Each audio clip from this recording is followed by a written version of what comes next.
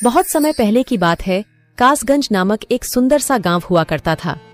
उस गांव में एक लकड़हारा रहता था जिसका नाम रामू था। रामू बहुत ही ईमानदार और मेहनती था। वह हमेशा अपने काम से खुश रहता था। उसके पास ज्यादा पैसे नहीं थे, लेकिन वह अपनी जिंदगी से संतुष्ट था। रामू के परिवार में उसकी पत्नी और उसके 2 बच्चे थे। रामू सेठ लालचंद के यहाँ लकड़ी काटने का काम करता था और लकड़ी काटने के बदले में सेठ लालचंद रामू को पैसे देता था, जिससे रामू और उसके परिवार का जीवन व्यापन होता था। सुमन, मैं काम पर जा रहा हूँ। आज बहुत देर हो गया है, तो तुम बच्चों को स्कूल छोड़ आना। जी, स्कूल तो मैं छोड़ आऊंगी, लेकिन मोनू और चिंकी पिछले 2 दिन से कह रहे हैं कि उनके स्कूल की टीचर स्कूल की फीस मंगा रही है। हाँ, तो जाकर दे आओ ना स्कूल की फीस। अजी कहाँ से दूं? आप जो पगार लाते हैं उसमें मुश्किल से तो घर चल पाता है। अब उतनी सी तनख्वाह में मैं बच्चों की फीस का इंतजाम कैसे करूं? अजी मैं एक बात आपको साफ साफ कह देती हूँ, आप सेठ लालचंद जी से पगार बढ़ाने की बात कहिए। दिन पर दिन खर्च बढ़ता जा रहा है। बाजार में अगर सब्जी लेने निकलो तो सब्जियों के दाम आसमान छू रहे हैं, और बच्चों की पढ़ाई का खर्चा, घर का खर्चा अब इतनी कम तनख्वाह में कैसे गुजारा होगा? ठीक है, मैं आज ही सेठ जी से थोड़ा पगार बढ़ाने की बात करता हूँ। इतना कहकर रामू काम पर चला जाता है।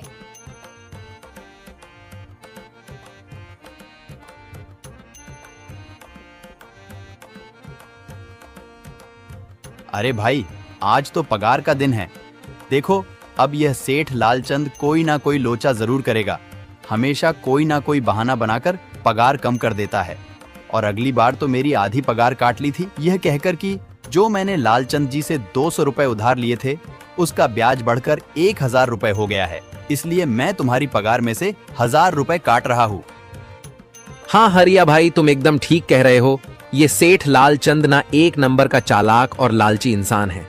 एक तो दुगुना काम ले लेता है और बदले में पैसे भी पूरे नहीं देता। हाँ भाई, मेरे भी अगली बार सेठ लालचंद ने पगार काट लिए थे। मैंने बस 2 छुट्टी ली थी जब मेरी बिटिया बहुत बीमार थी, और इस लालचंद ने इस बात का फायदा उठाकर मेरी पूरी आधी पगार काट ली। हे भगवान, बस सेठ जी इस बार मेरी पूरी पगार दे दें। बच्चों के स्कूल की फीस भी भरनी है। ऐसे सभी लकड़हारे अपने काम पर लग जाते हैं।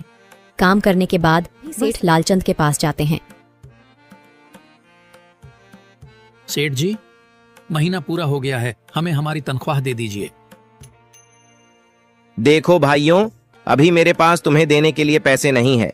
अभी माल नहीं बिका है, सारा माल गोदाम में ही पड़ा हुआ है। कल या परसों तक तुम्हें तुम्हारी तनख्वाह मिल जाएगी। पर सेठ जी, अभी हमारे पास बिल्कुल पैसे नहीं बचे हैं। घर का भी सामान लाना है, बच्चों की फीस भरनी है। अरे मैंने कहा तो सही, 1-2 दिन और रुक जाओ, कल या परसों तक पैसे मिल जाएंगे। अभी मेरे पास पैसे नहीं है। सभी लकड़हारे निराश मन से अपने अपने घर आ जाते हैं। अजी क्या हुआ? इस बार कितना पगार मिला है? सुमन, अभी कोई पगार नहीं मिला। सेठ जी ने कहा है कि 1-2 दिन में पगार मिल जाएगा। पगार नहीं मिला? आपको तो पता है ना, बच्चों की फीस भरनी है। इनकी स्कूल टीचर ने आज साफ साफ चेतावनी दे दी है कि अगर कल फीस नहीं लाई तो बच्चों को घर पर ही बिठा लेना। अब बताओ मैं क्या करूं? मैं क्या करूं सुमन, ये सेठ जी समय पर कभी पैसे देते ही नहीं है। अब तो बस हम इंतजार के सिवा और कुछ नहीं कर सकते। 1-2 दिन की बात है, देख लेते हैं। ऐसे ही 2 दिन गुजर जाते हैं। 2 दिन बाद सेठ लालचंद सबको पगार देता है। अरे हरिया, ये ले अपनी इस महीने की पगार। सेठ जी, यह तो बस 2000 है। मैंने तो इस महीने 3000 तक का काम किया है। हाँ, काम तो किया है, लेकिन तूने 1-1 घंटे आराम भी तो किया है। ये पैसे उसी आराम के कांटे हैं।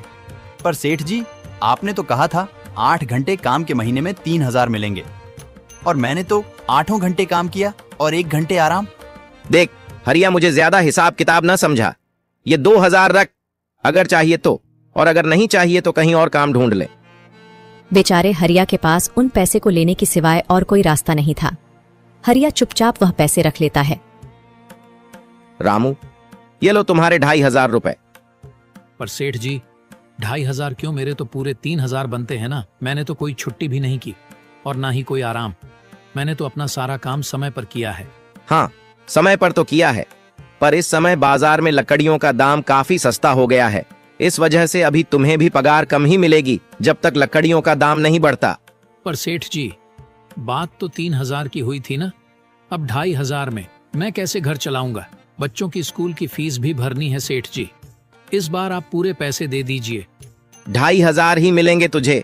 यहाँ काम करना है तो कर, वरना कहीं और काम ढूंढ ले। बेचारे हरिया के पास उन पैसे को लेने के सिवाय और कोई रास्ता नहीं था।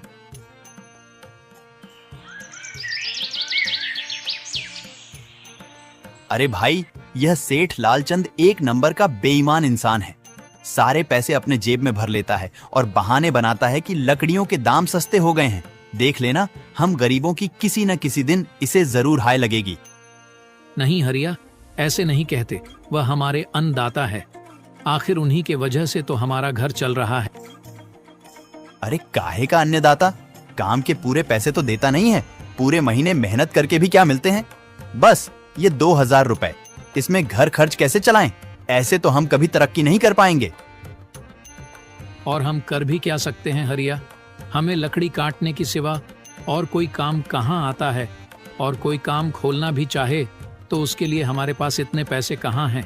अब जो भी हो, हमारा तो बस ये सेठ लालचंद ही सहारा है ना। कुछ देर बातें करने के बाद अपने घर की ओर निकल पड़ते हैं। जी आ गए आप। कितनी पगार मिला है? सुमन, इस बार सेठ जी ने बस 2,500 रुपए ही दिए हैं। बस 2,000? इतने में कैसे घर चलाएंगे? बच्चों की फीस में ही 1,000 रुपए निकल जाएंगे। फिर 1,500 में क्या क्या करेंगे? अब मैं क्या कहूँ सुमन, अब तुम्हें इसी में ही गुजारा करना होगा। तुम सबसे पहले बच्चों की फीस भर देना, इसके बाद बाकी का मैं देखता हूँ। अजी आप क्या देख लोगे? सेठ जी से पूरे पैसे तो मांगे नहीं गए आपसे? नहीं सुमन, मैंने सेठ जी से पैसों के लिए कहा था, पर सेठ जी ने साफ इनकार कर दिया और कहा, यह लेना है तो लो, वरना कहीं और काम ढूंढ सकते हो। मैं सोच रहा हूं कि लकड़ी काटने के बाद मैं कहीं और भी काम ढूंढ लूं। सेठ जी के यहां से काम करने के बाद मैं दूसरी जगह पर काम किया करूंगा, इससे कुछ ज्यादा आमदनी हो जाएगी। आज ही मैं सेठ जी के यहां पर काम करने के बाद और भी जगह काम ढूंढने जाऊंगा। इतना कहकर रामू काम पर निकल जाता है और जैसा कि रामू ने कहा था, वह लालचंद के यहाँ काम करने के बाद काम की तलाश में निकल जाता है। रामू पूरे गांव में काम ढूंढता है, दुकानों दुकानों पर जाकर लोगों से काम मांगता है, मगर हर जगह रामू को केवल निराशा ही हाथ लगती है। अंत में थक हार कर रामू वापस जाने लगता है। तभी वह देखता है कि अचानक बहुत सारे भैंसों का झुंड उसकी तरफ दौड़े आ रहा है। यह देखकर रामू बहुत डर जाता है। वह इधर उधर देखता है तो उसे एक गुफा दिखती है और वह गुफा में जाकर छुप जाता है। जब भैंसों का झुंड वहां से निकल जाता है तब रामू की जान में जान आती है। हे भगवान, आज तो बाल बाल बच गया मैं, वरना आज तो मैं इन भैंसों के पैरों तलों तो कुचला ही जाता। पर यह मैं कहां आ गया? रामू यह सब सोच ही रहा था कि तभी उसकी नजर गुफा में रखी एक टोकरी पर जाती है।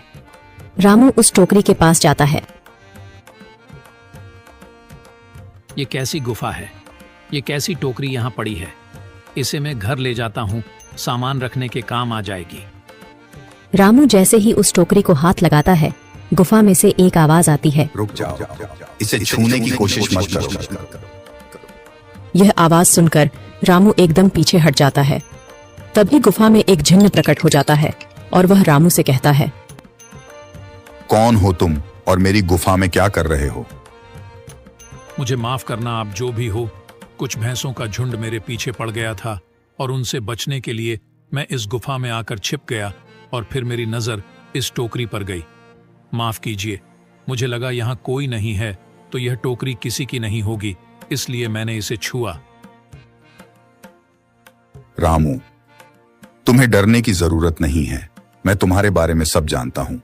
मेरी नजर एक बार भी जिस पर पड़ जाती है, मैं उसका इतिहास अपनी खुली आंखों से देख सकता हूँ। पर आप है कौन और आप इतने विचित्र क्यों दिखाई पड़ रहे हैं? आप अपना परिचय दीजिए। कौन है आप? मैं एक जिन हूँ और मैं कई सालों से इस गुफा की रक्षा कर रहा हूँ। यह गुफा मेरे पूर्वजों की है। इस गुफा में केवल वही इंसान घुस सकता है जिसका मन बिल्कुल पवित्र हो। अगर तुम अपवित्र होते तो तुम इस गुफा में कभी नहीं घुस पाते। तुम एक सच्चे इंसान हो, इसलिए तुम इस गुफा में घुस पाए और इस टोकरी को छू पाए। अब तुमने इस टोकरी को छुआ है तो यह टोकरी तुम्हारी हुई।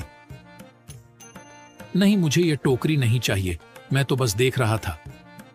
डरो मत रामू, तुम ये टोकरी ले जाओ। ये कोई साधारण टोकरी नहीं है, बल्कि यह जादुई टोकरी है। जादुई टोकरी? क्या यह वही जादुई टोकरी है जिसके बारे में हमारी दादी कहानी सुनाई करती थी कि किसी गांव में एक जादुई टोकरी हुआ करती थी और वह सबकी इच्छाएं पूरी करती थी? हाँ रामू, ये वही जादुई टोकरी है। अब तुम इस टोकरी के मालिक हो। तुम इसके इस्तेमाल से अपनी स्थिति सुधार सकते हो, पर याद रखना, तुम जो भी वस्तु इस टोकरी में एक बार डालोगे वह चीज ही तुम्हें बार बार इस टोकरी में डालनी होगी। इसके अलावा तुम और दूसरी कोई चीज इस टोकरी में नहीं डाल सकते। अगर तुमने ऐसा किया तो इसका परिणाम तुम्हें ही भुगतना होगा। मेरी इस बात को हमेशा ध्यान में रखना और सोच समझकर बिना लालच किए इस टोकरी में वह ही सामान रखना जिसकी तुम्हें जरूरत हो। रामू टोकरी को लेकर घर आ जाता है। सुमन, ये देखो, ये मैं क्या लेकर आया हूँ। क्या लाए हो आप? बस ये एक टोकरी। सबसे पहले यह बताइए, आप तो काम की तलाश में गए थे ना, तो कोई दूसरा काम मिला कि नहीं? नहीं। अरे सुमन, मेरी पूरी बात तो सुनो।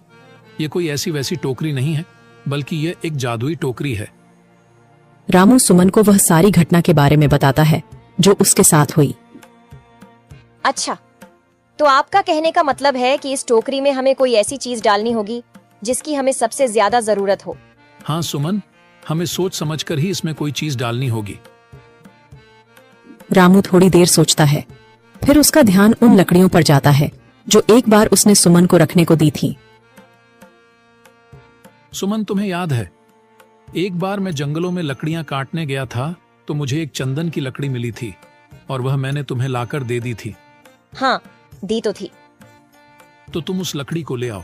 हम उस चंदन की लकड़ी को ही इसमें डालेंगे और उस लकड़ी से अपना एक व्यापार शुरू करेंगे। सुमन चंदन की लकड़ी को ले आती है और उसे टोकरी में डाल देती है। वह जैसे ही चंदन की लकड़ी उस टोकरी में डालते हैं, उसमें कई सारी लकड़ियां आ जाती हैं। अरे वह, यह तो चमत्कार ही हो गया। ये देखिए, कितनी सारी चंदन की लकड़ियां हो गई। अगर आप इसको बेचेंगे तो इससे काफी अच्छे पैसे मिलेंगे। हाँ राधा, मैं कल सुबह बाजार जाकर इनको बेच आऊंगा और जो पैसे मिलेंगे उससे हम अपने मोनू और चिंकी के स्कूल की फीस भर देंगे और बाकी बचे पैसों को संभाल कर रख लेंगे। अगले दिन रामू लालचंद सेठ के यहाँ काम पर न जाकर चंदन की लकड़ियों को बेचने के लिए बाजार की ओर निकल पड़ता है। वहाँ पर रामू चंदन की लकड़ियों को बहुत ही कम दामों में बेचा, जिसकी वजह से आम लोगों के साथ साथ बड़े व्यापारियों ने भी रामू से चंदन की लकड़ियां खरीदी। लकड़ियों को बेचकर रामू को काफी अच्छे पैसे मिले। पैसों को लेकर चंदन घर आ जाता है। ये देखो सुमन, उन लकड़ियों को बेचकर मुझे कितने सारे पैसे मिले हैं। ये लो कुछ पैसे, इससे तुम कल मोनू और चिंकी के स्कूल के फीस भर देना। अच्छा, तो मैं काम पर जाता हूँ। अजी, आपके पास तो अब यह जादुई टोकरी है, तो अब आपको उस सेठ लालचंद के यहाँ काम करने की क्या जरूरत है? हाँ सुमन, मैं सेठ लालचंद जी के यहाँ काम पर नहीं जा रहा, बल्कि मैं तो वहां पर जो काम कर रहे बाकी के लकड़हारे हैं उन्हें ये खुशी की खबर देने जा रहा हूँ, क्योंकि सेठ लालचंद जी से मेरे साथ साथ वह लकड़हारे भी बहुत परेशान थे। इसलिए अगर मेरा भला हो रहा है तो क्यों ना मैं उन सभी का भला करूं। वह सभी बहुत ईमानदार लकड़हारे हैं, वह सभी बहुत मेहनत से काम करते हैं, मगर लालचंद ने कभी भी उनको उनकी मेहनत के सही पैसे नहीं दिए। इसलिए मैंने सोचा है क्यों ना मैं उनको अपने इस काम में शामिल कर लूं। हाँ जी, बात तो आपकी बिल्कुल सही है। अगर आप सभी लोग एक साथ मिलकर काम करेंगे तो हम सब बहुत जल्द ही तरक्की हासिल कर लेंगे।